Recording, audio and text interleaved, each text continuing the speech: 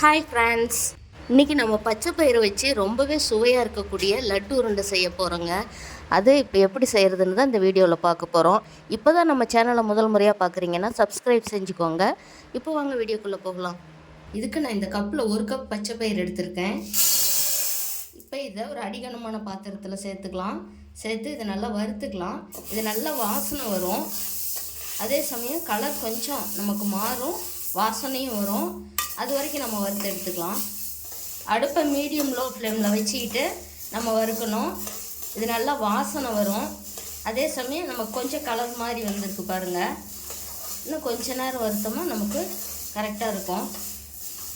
இப்படி வாசனை வருது. இப்போ நல்லா வறுபட்டுருச்சு, நல்லா வாசனையும் வருது, நமக்கு கலரும் பாருங்கள் நல்லா மாறி வந்திருக்கு. இப்போ இந்த சமயத்தில் ஸ்டவ் ஆஃப் பண்ணிவிட்டு இது வேறு ஒரு பாத்திரத்துக்கு மாற்றிக்கலாம். இப்போ இந்த வறுத்த பச்சை பயிறு சூடு நல்லா ஆறனொட்டி நம்ம ஒரு மிக்சி ஜாருக்கு சேர்த்து பவுடர் பண்ணி எடுத்துக்கலாம். இதுக்கு நான் 1 கப் பச்சை பயிறு இந்த கப்பில் எடுத்தேன். இதே கப்பில் 1 கப்பு வெல்லத்தை நான் பொடி பண்ணி எடுத்திருக்கேன். 1 கப்பு போடலாம். நான் கொஞ்சம் கம்மியாக போடுறேன், 3/4 கப்பு கொஞ்சம் அதிகமாக போடுறேன். இதை நம்ம கொஞ்சம் சூடு பண்ணி எடுத்துக்கணும். இந்த வெல்லத்தை 1 கப்புக்கு மாற்றிட்டு ஒரு 2 ஸ்பூன் அளவுக்கு தண்ணி இதுக்கு விட்டுக்கலாம். இது வெள்ளத்தில் மண் இருக்கும், தூசி இருக்கும் அப்படின்றதுனால இதை நம்ம கொஞ்சம் கொதிக்க வச்சு வடிகட்டுறதுக்காக தான் இந்த மாதிரி பண்ணுறது. இது கொஞ்சம் கரையிட்டோம் வெள்ளம்லாம். இந்த வெள்ளம்லாம் நல்லா கரைஞ்சி வந்துருச்சு. இப்போ ஸ்டவ் ஆஃப் பண்ணிடலாம். பச்சை பயிரோடு நம்ம கொஞ்சம் பாதாம் பருப்பு, கொஞ்சம் முந்திரி சேர்த்துக்கலாம். இதையும் சேர்த்து பவுடர் பண்ணிக்கலாம். பச்சை பயிர் நல்லா ஆறிடுச்சு. இப்போ ஒரு மிக்சி ஜாருக்கு மாற்றி நல்லா பவுடர் பண்ணி எடுத்துக்கலாம். பாதாம் முந்திரி ஆப்ஷனல் தான், நம்ம வேணும்னா போட்டுக்கலாம், இல்லை அப்படின்னா அந்த பச்சை பயிரையே பவுடர் பண்ணி எடுத்துக்கலாம். இது வாசனைக்காக 4 ஏலக்காய் போடுறேன். இந்த ஏலக்காயோட தோல் எடுத்துட்டு உள்ளே இருக்கிற விதைகளை மட்டும் சேர்த்துக்கலாம்.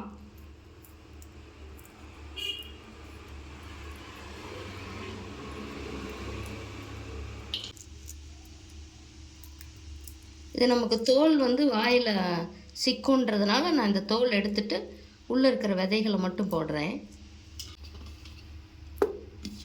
அது நல்லா பவுடர் பண்ணி எடுத்துக்கலாம். அது நல்லா பவுடர் பண்ணி எடுத்தாச்சு. இப்போ இந்த பவுடர் பண்ணதை ஒரு பாத்திரத்துக்கு மாற்றிக்கலாம். நம்ம இதுக்கு கொஞ்சம் நெய் சேர்த்துக்கிட்டு முந்திரி இதில் வறுத்துக்கலாம். 1/2 ஸ்பூன் அளவுக்கு நெய் சேர்த்துறேன். ஏன்னா திரும்ப இதுலேயே நம்ம அந்த மாவையும் கொட்டி கொஞ்சம் வறுத்து எடுக்க போகிறோம். இப்போ இந்த முந்திரி நல்லா வறுபட்டுருச்சு. இப்போ இந்த மாவு இதோட சேர்த்துக்கலாம்.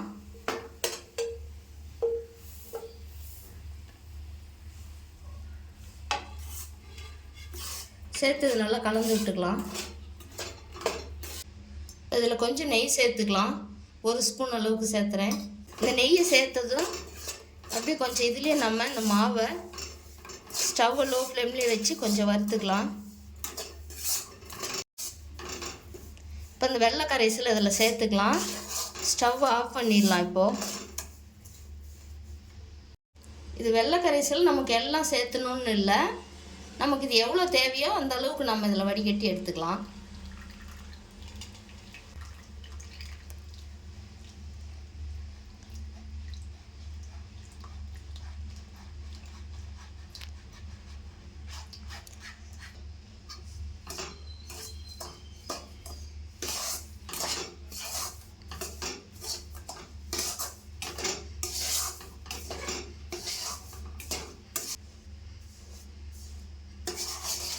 இதை நல்லா கலந்து விட்டுட்டு நம்ம கொஞ்சம் கை பொறுக்க சூடு ஆறின அப்புறமா நம்ம உருண்டைகளை பண்ணிக்கலாம்.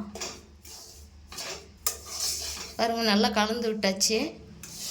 பாருங்கள் இந்த வெள்ளை கரைசல் நான் எல்லாம் ஊற்றலை, எனக்கு இதுலேயே கொஞ்சம் மீதி இருக்குது.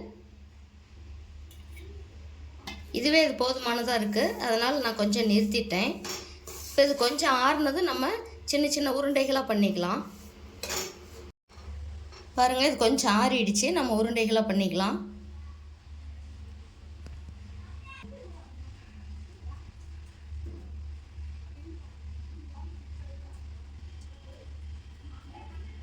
இதுபோல் சின்ன சின்ன உருண்டைகளை நம்ம பிடிச்சிட்டோமோ குழந்தைங்களுக்கு வேணுங்கும்போது அப்பப்போ ஒவ்வொன்றும் நம்ம எடுத்து கொடுக்கலாம்.